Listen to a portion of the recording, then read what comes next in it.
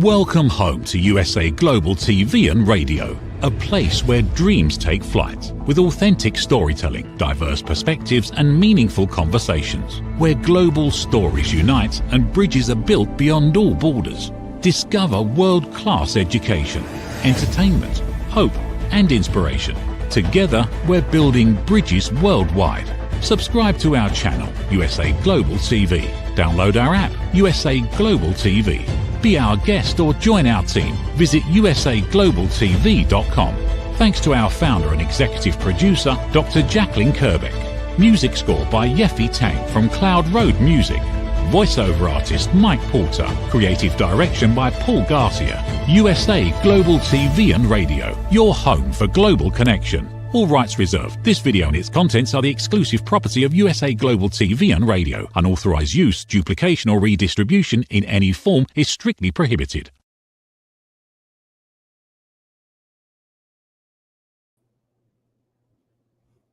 Red O'Loughlin here on the USA Global TV and Radio Network, and our show today is called The Wise Ones. And my guest today is Bill Brown. He's been the voice of the Astros for over 30 years, and I'll get to him in just a minute. He'll be joining me. But when I'm not doing the TV shows, I just finished the Corner Bookstore. I'm doing The Wise Ones now, and I have another show immediately following this one called Talking Heads.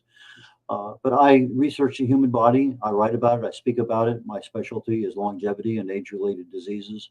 I like to look at everything at the cellular level in the body. What's happening, chemically speaking? Is there some way to speed up that reaction? Is there a way to slow it down? Is there a way to stop it? And those are the things that I pay attention to. That's what I tell people about. And I also always tell them, before you change anything and whatever you're doing, always talk to your physician or your pharmacist to make sure there's no complications. I also help people get their books written. As a book coach, I work with individuals. As a publisher, I've published over 50 books for other people. And as a TV host, we are here 3 times every week on a Thursday. And so, Bill, why don't you join me up here on stage, and we will get into the wisdom over time that Bill Brown has acquired. Not anywhere close to yours, I'm sure, Red, but at this age, we are supposed to be a little wiser. Well, it really doesn't matter. You could be in the same city for 80 years and probably have a wealth of knowledge, because it's not what happens to you, it's how you use it. And, as you mentioned backstage, we're in that age now where how can we help others? And really and truly, that's a lot of what I do with my research, my speaking, my writing. You're an author of over a dozen books. And, so you're putting out there your experiences, your thoughts, just a lot of different ways of doing it. There are. And we just recently went on a vacation to Canada, Red, and I learned a lot from that. We went north of Victoria, north of Vancouver, BC, into the northern part of British Columbia, and I met a guy who owned a farm, and he was just a wealth of knowledge and talking about the arid climate up there and how the desert climate runs all the way from there down into Mexico, things you never think about, but those are the things that traveling, I think, can reveal as compared to staying at home, reading, etc. So there's, for most of us, there's excitement about going on a trip somewhere, and then maybe you take a photo or you talk to somebody, have a good conversation and learn something from that. And trying to pass that along, I think, at this age, whether it be on Facebook or to our grandkids or whatever the venue might be, is part of the challenge of it, part of the joy of it, being this age. Yeah, we had our first great grandson about a little over a year and a half ago now. And one of my plans, I haven't executed it yet, is to do a series of videos on a private YouTube channel, so that 10 years from now or whatever, here's 40 videos of all the questions you would ever want to ask me. And so that's one of those things I do have planned. But anyway, getting back, your book, Wartime Athletes, is a little different, because when we write about our memoir, we write about something that we know, that's one thing. But we write about other people, and it involves a lot of research. It involves a lot of understanding. And then we also apply it to a lot of what we have in our own world. But we left you were on the Corner Bookstore recently, and we went through how your evolution of writing and all that. That's for that show. But for here, one of the things that I wish we had more time for was that when you're studying these athletes, they go off to war. Sometimes they come back. There's trauma. There's depression. There's anxiety. There's drama. And they still, in some cases, not all, but in some cases, come back and be a fully qualified major league athlete again. And I know you wanted to mention a couple of examples of that we really didn't have time to talk about last time, but why don't we pick that up here and we just kind of wander on down the road? Yeah, I think, Red, there is inspiration. Many of us are inspired by athletic performances that we see or read about or hear about. And I did encounter a couple of soldiers who had been athletes. One of them was a pitcher coming up in South Carolina. And he really wanted to pitch in the major leagues, but he got drafted in the Army, and he wound up in Italy. And he had many wounds. He was left for dead on the battlefield. And yet the soldiers who were there, who were still living and thought to be dead, were examined by the medics. And he was discovered to be alive. And at that point, the medics said, well, we need to take your leg. And he said, no, you're not taking my leg. I'm a pitcher, and I'm going to need this leg. So at that point, he agreed that they would amputate his leg below the knee. And they said he was risking death to do this. But it wasn't going to stop him. He was just so determined to pitch someday in the big leagues. And therefore, they gave him a new leg from the knee on down. He came back. He rehabbed. He went back to the owner of the Philadelphia A's, Connie Mack, and told him, hey, I'm here. I'm ready to pitch now. And Connie Mack looked at him, and he had a crutch. And he said, well, I don't know if you can pitch. And he said, well, let me throw for you. And he did. And so Connie Mack, I think, felt very sad that this man was still trying to pitch, but he gave him an opportunity to pitch. And sure enough, he wound up doing well in the minor leagues. He wound up getting back to the big leagues. And he wound up being an all-star in the late 40s. And so I think that's just an example of how inspirational these people can be for us as we read about just unimaginable things, the horror of being shot up in war, and yet the inspiration to refuse to give up. And this is the schooling that all athletes are being given. Hey, if you're down 49-0 in the fourth quarter and you're playing football, you're going to have to finish this game. You're going to have to play as hard as you can and play out the clock.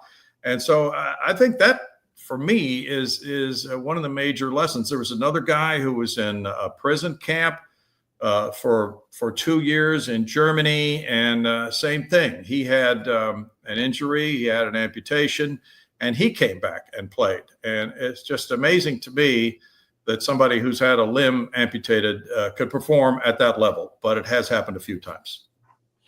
It's interesting because they may be an athlete in football and maybe have the ability to cross over, but timing and other issues are there with regard to seasons. But I remember playing golf once at one of these things with the Astros, and Alan Ashby was in the foursome behind me. Mm-hmm. We're on a par 4, 436 yard or whatever. Anyway, all of a sudden, the ball comes rolling up onto the green that he had hit from the tee box. Oh, and, my goodness! and it's just okay. He may have been a very professional golfer. Also, I have no idea. All I know is because who hit that ball. But it's interesting how sometimes you get these little things that happen. I remember one time reading, that I'm a fan of the Yankees back when I was a teenager. Mm-hmm. And a little headline, it says about Bobby Richardson, the shortstop for the Yankees. Mm-hmm. They said something to the effect that if he strikes out any less, he would strike out at all. Because I think it was what, single digits for a whole season. Yeah. Strikeouts or something like that. Yeah. Yeah. And so you get these little things that happen. Why is this guy so accurate in whatever he's doing? And you get other people up there swinging doesn't matter. But when you are an athlete and you end up going to war to support your country, drafted or not, that's a big, big deal. Yeah, and as you know, Bob Feller was the first professional athlete in a team sport to volunteer to serve in World War II. And he was at the peak of his career. He was 25 years old. He had started at age 17. He was dominating as a pitcher in Major League Baseball.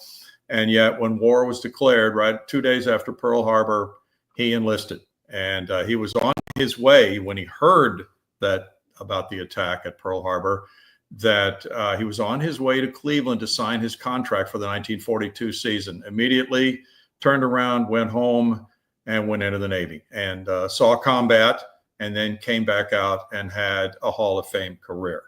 And he always read, from what I was told by some people, when he did an interview such as your show here, he insisted that it began not only with his baseball accomplishments, but with World War II service. He wanted to pay tribute to veterans, and he kept insisting he was no hero because, you know, the old saying, heroes don't come back from war. Yeah, well, that's a very interesting saying. You were a Vietnam veteran and came back and chose a field that highlighted what you did a little bit over there in theater, and we covered that the last time. But I want to switch over a little bit from the book, but I want to keep coming back to it. But you became an announcer, and you talked about how you did that by pretending like you were the announcer, and you're calling the game until you get that rhythm down and you know what to do, what to say. Tell us a little bit about that story. Well, I'm mentoring a high school kid right now, Red, and I'm telling him, well, what I did was turn off the sound on a TV game, and I got the rosters, I got all the statistics I thought I would use, and then I just did the play-by-play of the game, and I listened to the tape, and it was pretty bad. And so I tried it again, and I kept doing it and showed some improvement. And then I would mentor kids now and say, well, you know, send me your tapes and I'll critique the tapes. And then once you get better, we'll see about having somebody else who's a professional critique them, because you may get a different slant from a different person. And I sent a kid a response, a critique of his tape the other day. And I indicated to him that I thought it would be helpful if he got some crowd noise in the background. And the thing I wasn't going to tell him, Red, is that, you know, you just have to put more excitement in this. This is just not going to work until you get more excited with your voice and with your enthusiasm and your tempo and all these things. And yet, you know, you don't want to dash somebody's dreams.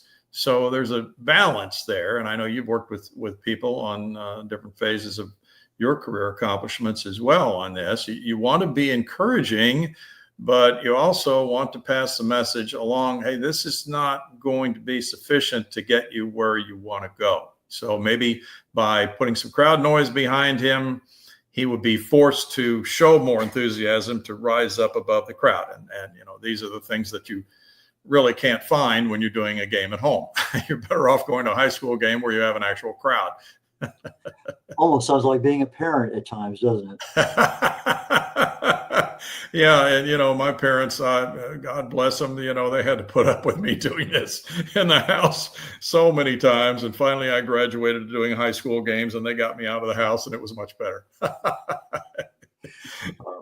So you end up, what, Cincinnati? Is that the team you were with the first time? Yes. And so you were with them for a while, and then you 30 plus years announcing for the Astros, and then you became a baseball Hall of Fame, a media wall at our local park here in Houston. Recently, the Houston Astros Hall of Fame.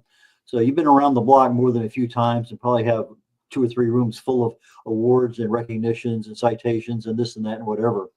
But which one of those awards really means the most to you?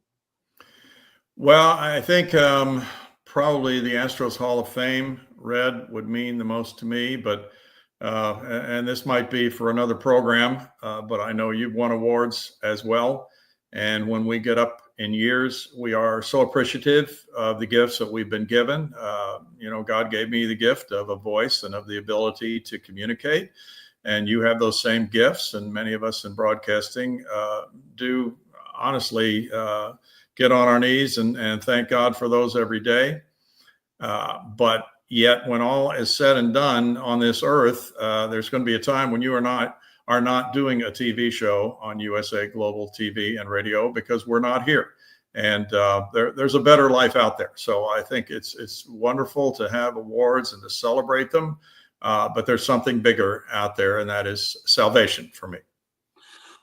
And as you mentioned at the very beginning of the show, being able to help somebody else.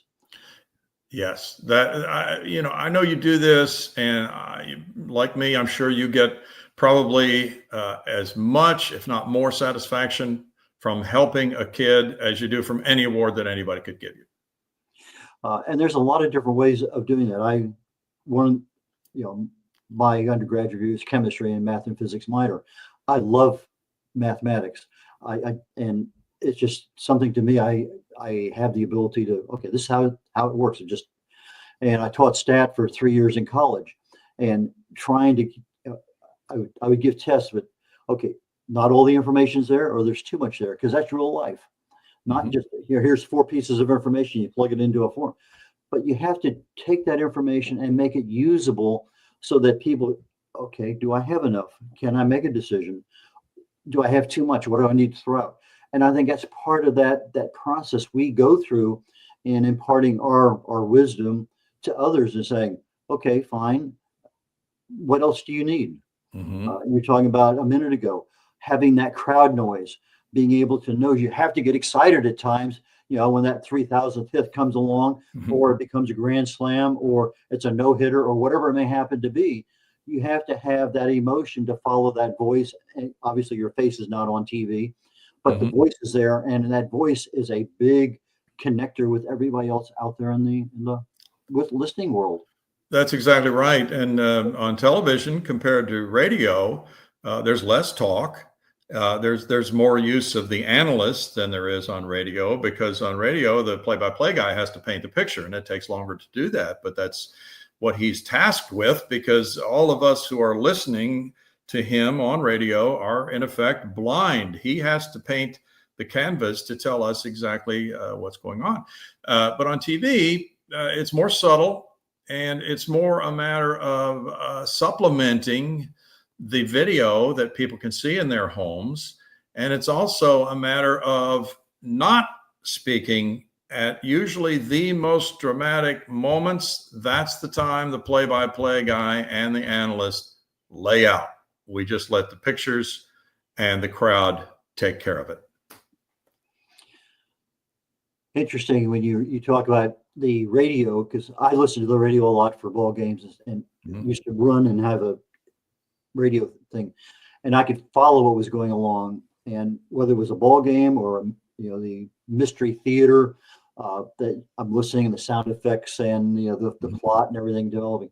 And you're right, because I never really gave a lot of thought to that.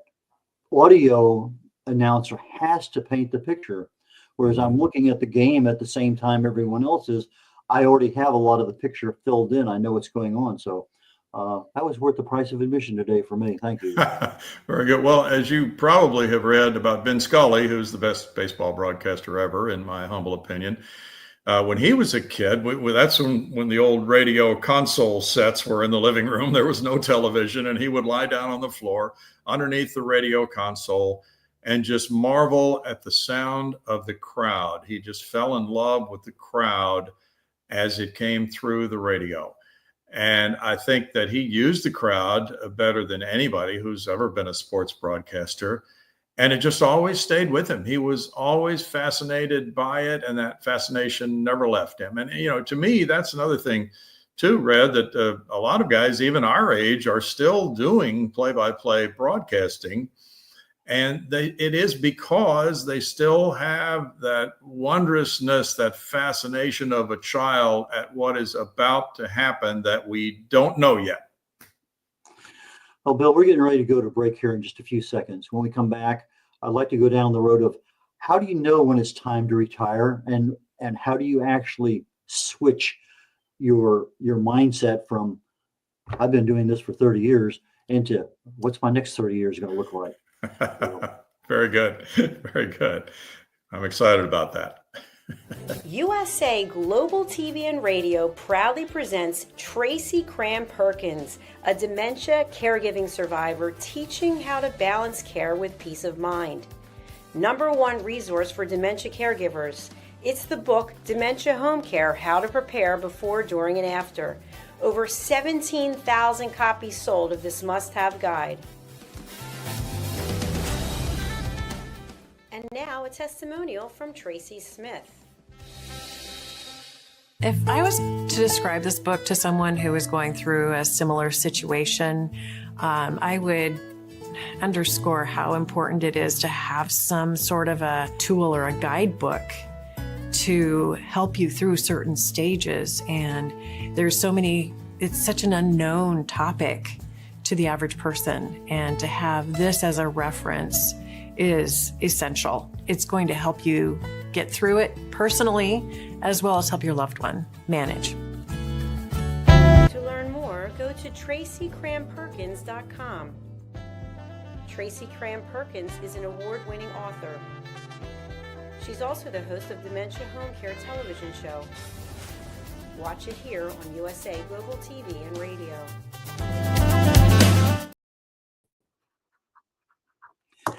Howdy, y'all. Red O'Loughlin here. We're on The Wise Ones with Bill Brown.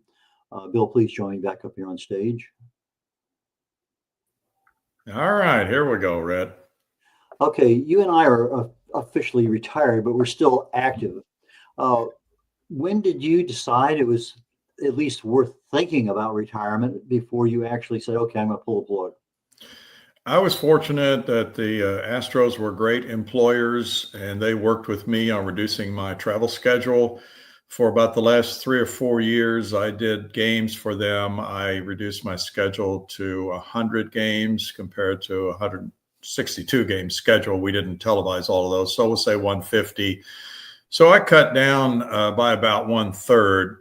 And the travel is the most difficult part of the job of being a baseball broadcaster, because usually a series is either 3 or 4 games long. And for instance, the Astros right now are in the midst of a 10-game homestand, which is their longest of the year. And then they will only have about 6 home games remaining for the rest of September. They'll be on the road. Well, when you're on the road roughly every 3 days or maybe 4, you're moving along to the next city, and you're usually traveling sometimes after a night game, sometimes after a day game. But if it's a night game and the game's over at 10 o'clock, you're usually getting to your next city about 2 o'clock in the morning, 3 o'clock in the morning. And so there is a wear and tear on the human brain and the human body that does not necessarily hold up very well over the decades. In some cases it does, like with the Vin Scullys of the world and the Ernie Harwells and the great ones. But I could tell there was a gradual diminishment, I would say, in my performance. Sometimes I wouldn't be able to think of a player's first name immediately the way I used to. And sometimes I wasn't quite as eloquent on the air in describing a play as I used to be. And I just felt that was a good time for me then, after the 3 or 4 years of the reduced schedule, to go ahead and take it to the house, as they say. And as you've indicated, Red, then it becomes a little daunting if you're blessed enough to be in good health and you're still wanting to do some things other than travel and be with your family. What is it you're going to do? Well, I had gotten involved with some volunteer organizations while I was still working, and I just started continuing and then escalating what I was doing for them, and also moving into some other volunteer areas. So that's what's been filling my life the last few years. Well, as long as you don't forget your wife's first name, I think you're probably going to be okay for a while. That's trouble. That is trouble. Yeah, unfortunately, my wife volunteers with me in some of these organizations, so that makes it even better. That actually makes it a lot better in many, many cases. Yes. It's rare that I get in the car to go anywhere that my wife's not with me. That's the way things. I mean, there's some events I go to without her, but very few. And there's one or two things that she does without me. So it works out that 98% of the time when something's going on, we're together. And I think that's a way to do things. How many years you been married now? 56, Red. And you have a couple kids and some grandkids? We have one daughter and 3 grandkids. And one of the grandkids is 21. She's a senior in college at a small school in Minnesota, and she's studying in Spain. She just got there a couple of days ago. So we're very excited for her. An absolutely wonderful place. I've been there many times. I just love it. Mm-hmm.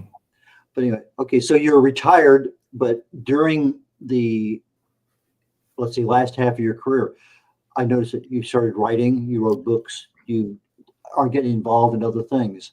And so you are actually, you're transitioning, whether you know you're transitioning or not. That's a good way to put it. And yeah, I didn't really know where that was going, but we, both my wife and I volunteer for an organization called the Sci-Fair. We're in the Sci-Fair School District. So the Sci-Fair Educational Foundation, we're involved with an event called Salute to Our Heroes, which is a gala dinner and auction to raise funds for scholarships. But we honor veterans. We're going to have a first responder. Usually it's a military veteran from combat, but this year it's going to be a New York City fireman from 9/11 who was buried under the rubble and thought to be dead. So this is going to be really exciting to hear from him at this dinner. I just took over as president of a veterans committee here where we live in the 55 and over community, and we're going to be doing some other events as fundraisers, and we're looking at various charities that we might be able to benefit with the money that we're able to gain from those events. And so, things like that. I do some reading for an organization called Sight into Sound, which is essentially a radio station for blind people.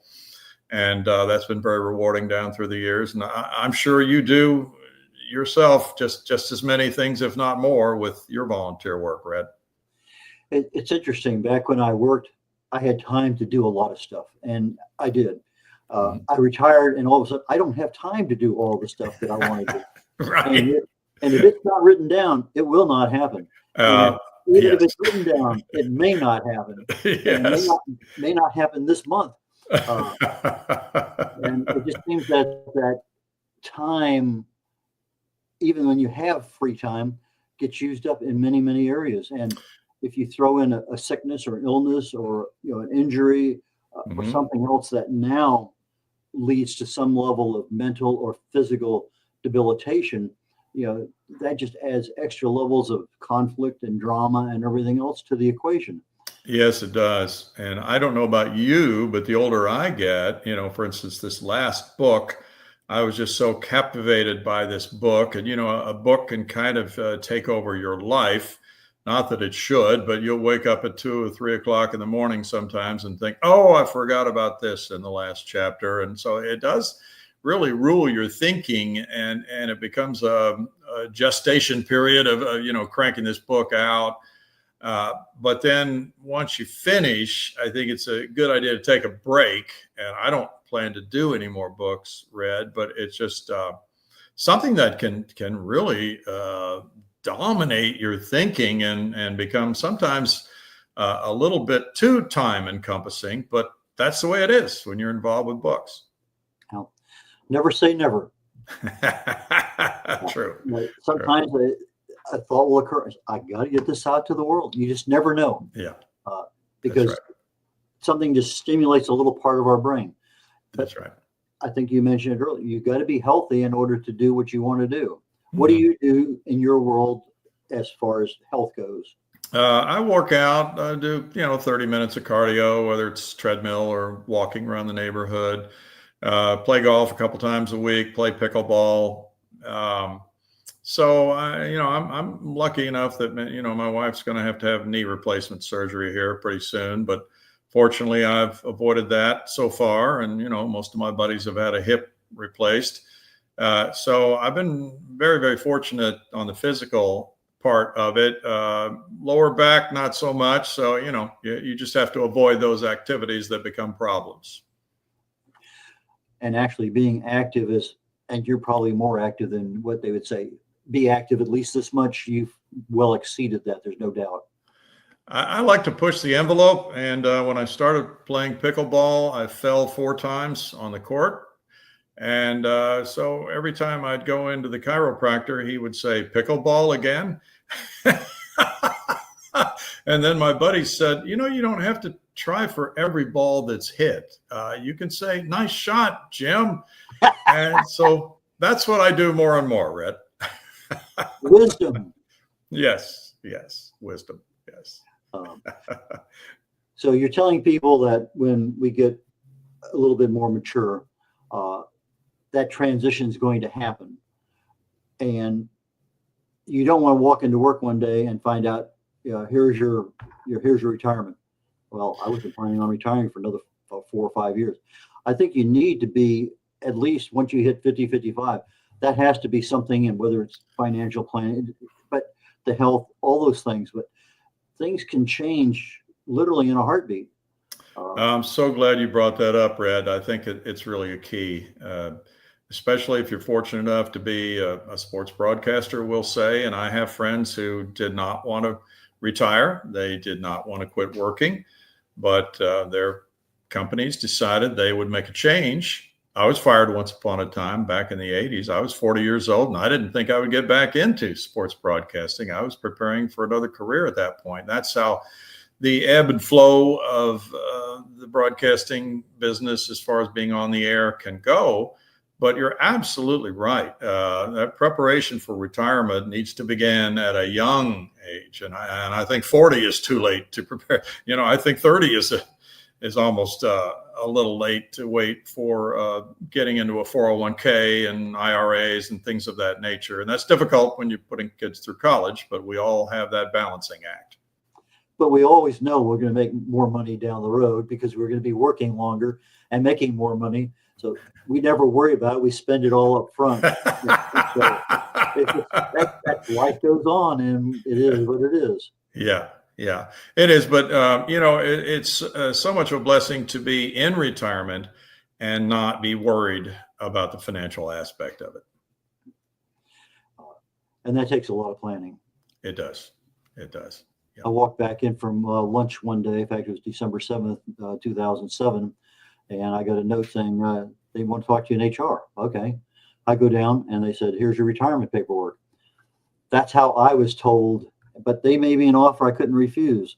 It was a very, very nice offer, but I didn't want to retire. It wasn't part of my plan at that point in time.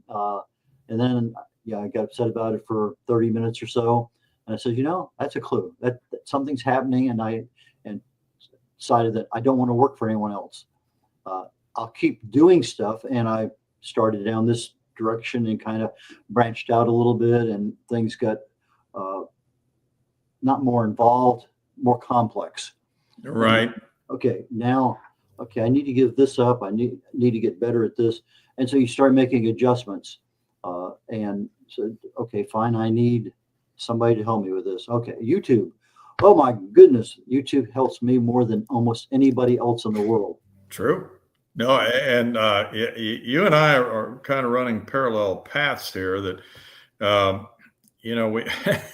we can't avoid learning the technology if we want to do these things, but we're going to need some help with learning that technology. And sometimes we know what we need to do, but we just need to be reminded. And that's sometimes that's all I have to do. It's like putting on a book. I know what I have to do, but sometimes maybe 3 months between I publish a book and something else. Okay, well, how do I put the Roman numerals at the front and how to have any page numbers on the title page and transition to having Arabic numbers over here? And it takes me about 2 minutes on YouTube. Okay, memory refresh, go for it. Well, I'm glad you gave me that reminder. I should go to YouTube more often than I do. And for me, when I do my research for my health and wellness, I do a lot of stuff on YouTube because they're actually better than what I find on Chat GPT and what I find on Google. It's a very, very good source of information that you just don't find other places. You know, it's Yes, like, it is. yeah, what causes Alzheimer's? Well, this and this. Okay. But if I put in, what about caproic acid? It has nothing to do with Alzheimer's, just a term that came to mind. If I said caproic acid and Alzheimer's, here's 3 articles. Yeah. The search engines don't give you what you want. You have to prime the pump a little bit in order to get there. And so I find a lot of things, well, that's interesting. Let me dive a little deeper. So, but to me, in what I'm doing, it's a mentally challenging, but I want that deeper dive, but I don't want to go down the rabbit hole too far. And that's something that I really have a problem with sometimes. I understand it, and it can happen to any of us. And you know, I think we want to continue our learning even at our advanced stage. And so, yeah, it's great to read, but I don't remember as well what I just read. So there's that. And I think it's a really interesting time of life.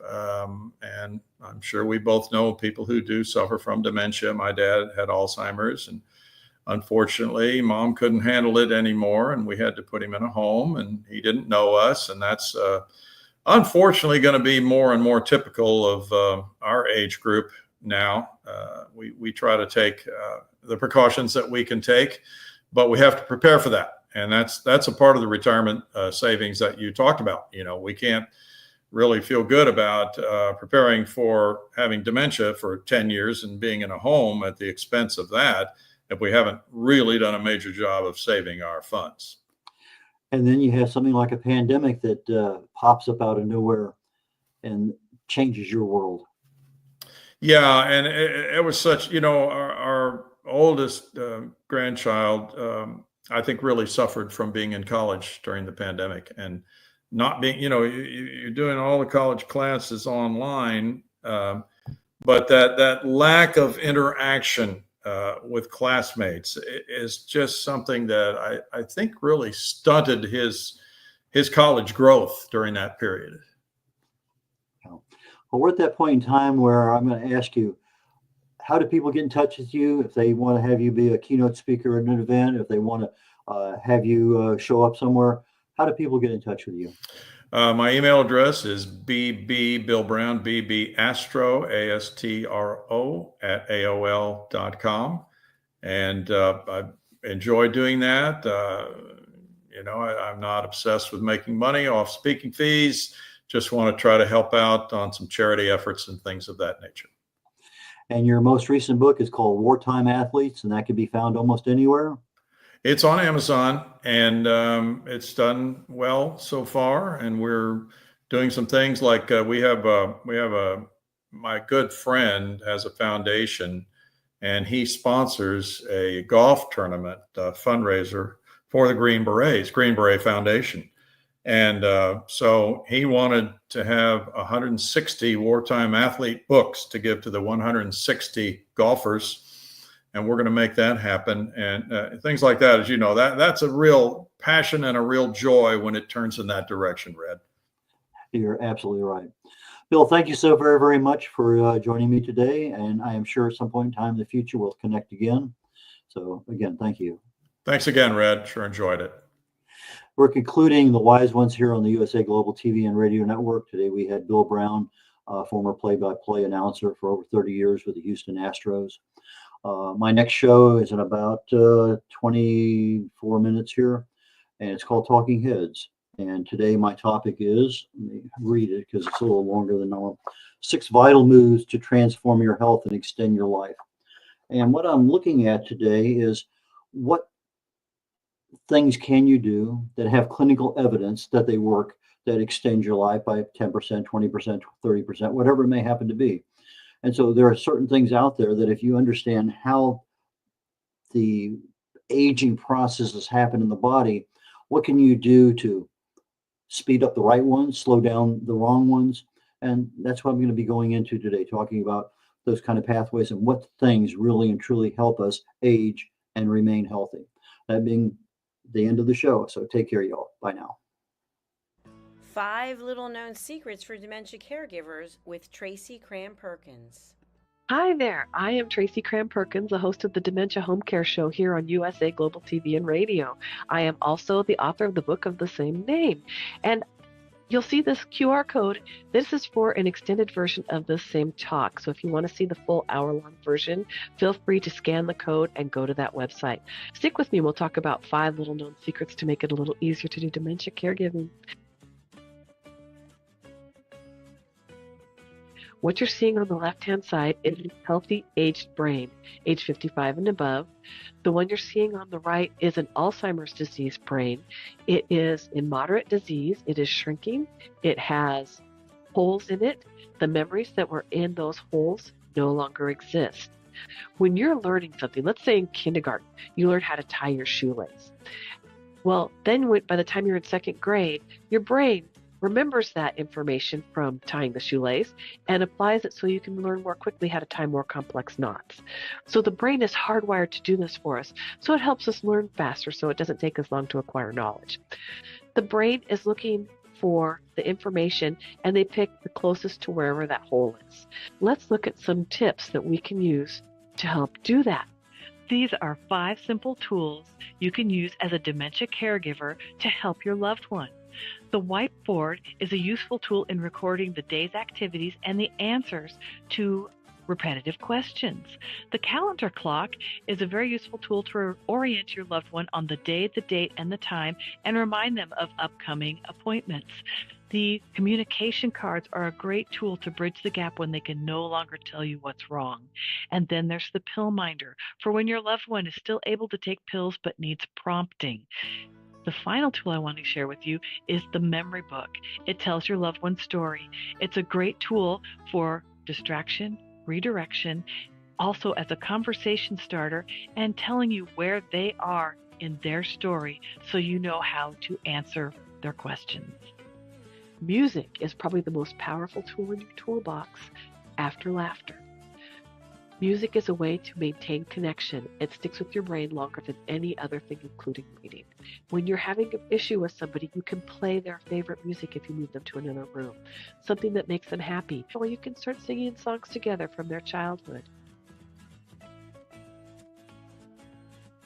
These are some of my favorite books for caregivers. My show airs on the 3rd Tuesday of every month, and you can view past episodes on YouTube. Thank you, everyone. This program has been brought to you in part by Tracy Cram Perkins. Connect with her and order her book at tracycramperkins.com. For more information about Alzheimer's disease, support resources, and how you can help, contact the Alzheimer's Association at 1-800-272-3900 or visit their website at www.alz.org. They offer 24/7 helpline support and a wealth of information to assist you and your loved ones. We face daily cyber risks, spending over 7 hours of screen time, including 4.5 hours on mobile phones. This convenience comes with significant dangers, with cybercrime costs predicted to exceed $10.5 trillion by 2025. In 2023 alone, seniors lost over $3.4 billion to cybercrime. Our goal is to make social engineering concepts of cybersecurity easier to understand. We work with business teams, senior living facilities, investment companies, and educational institutions, both individually and in groups. We offer real-life examples to help you recognize and prevent attacks, with sessions available both in person, in selected regions, and remotely. Schedule your training session, or to learn more, contact us today. Call us at 847-845-9360. Email us at info@cybersecurityeasy.com. Protect your team and family with cybersecurityeasy.com. Thank you, viewers and listeners of USA Global TV and Radio, for joining us today. We're honoured to have your time and attention as part of our global community. At USA Global TV and Radio, we believe in the power of authentic conversations, meaningful connections, and creating a world of possibilities together. Want to be part of something bigger? Join our team of elevated listeners at usaglobaltv.com, a space where your voice matters and your ability to listen transforms relationships. Stay connected with us across all our platforms for thought-provoking discussions, expert insights, and empowering stories. Subscribe to our channels at youtube.com/c/USA Global TV. Follow us on social media and explore the endless opportunities we're creating for growth, learning, and inspiration. Together, we're not just broadcasting, we're building bridges and changing lives one conversation at a time. For inquiries, contact us at info@usaglobaltv.com. Music by Johnny Dyes. Produced by Executive Producer and Director Dr. Jacqueline Kerbeck. Voiceover by Mike Porter. Creative Direction by Paul Garcia. All rights reserved. Copyright 2025. Visit usaglobaltv.com to view our full terms and conditions.